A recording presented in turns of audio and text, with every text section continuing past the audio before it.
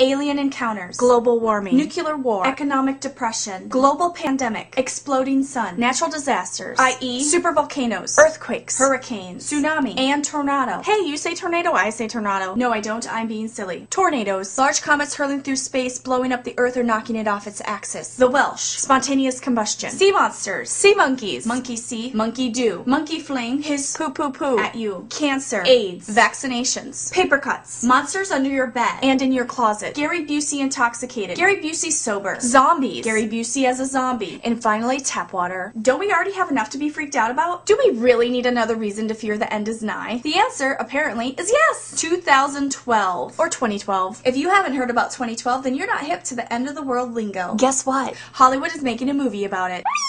But in all seriousness, the world is really ending. Before Christ walked the earth, these super cool peeps in Central America decided that the world should, could, and would end. That's not entirely true, but you know how some people are. Their whole world is centered on woe is me, gnashing of teeth, and the world is gonna end. But not me. I'm more like, you gonna finish those fries? As any good conspiracy theorist or Hollywood scriptwriter knows, you take an ancient civilization, add a dash of prophecy, load it up with misinformation, bake it at 315 for an hour and 15 minutes, and top it off with the apocalypse, and you've got yourself a Hollywood movie that actually looks good. Many web pages created by nerds who actually believe this bullshit, and a load of useless books deciphering Mayan prophecy, end of times, and your new spiritual path to enlightenment. But let's just get to the crux of the situation here. Why do people actually believe the world will come to an end in 2012? Okay, so there was this ancient civilization who happened to be far more advanced for their time, and they're called the Mayans. The Mayans studied the solar systems and charted the planets, and had pyramids before the pyramids in Egypt. They built large cities, had a system of writing, recording, and documenting, and they made a calendar. And that's what people are getting all worked up over. The ancient Mayan calendar. They were pretty accurate in their calculations. For instance, they created a solar calendar with 365 days in it. That's a solar year. They also built a pyramid named after Kukulkan, which was their supreme deity, and the pyramid was a three-dimensional calendar.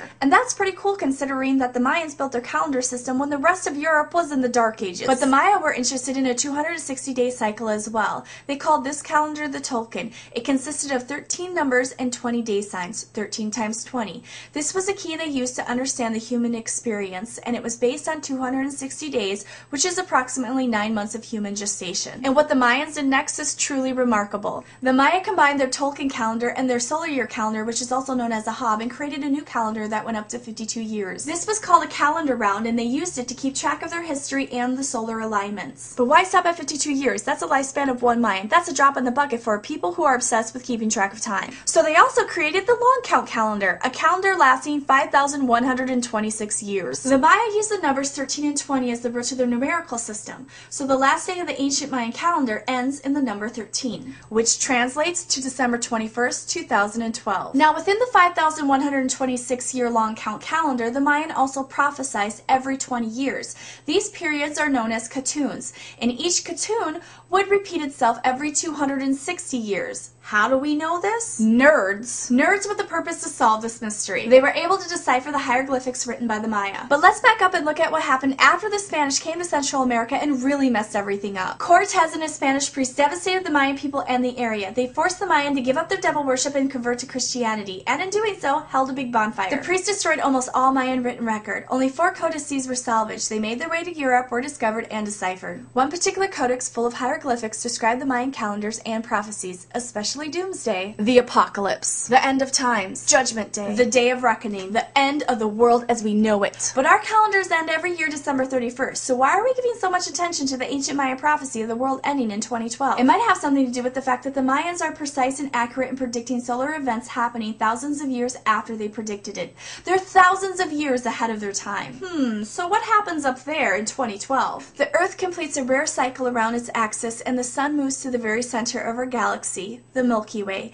And the codex which predicts this also depicts on the very last page, which is the end of the codex, a flood. The earth will flood and all will perish. And there you go. That's the whole hype of the hieroglyphics. So the Maya were smart people obsessed with time and calendars. They were highly accurate, mapping out solar events and alignments, and they liked to make predictions of the future, including the end of the world in 2012. But it's a complete matter of interpretation. What do you think's gonna happen in 2012? Leave your comments below. Thank you for watching. Please subscribe.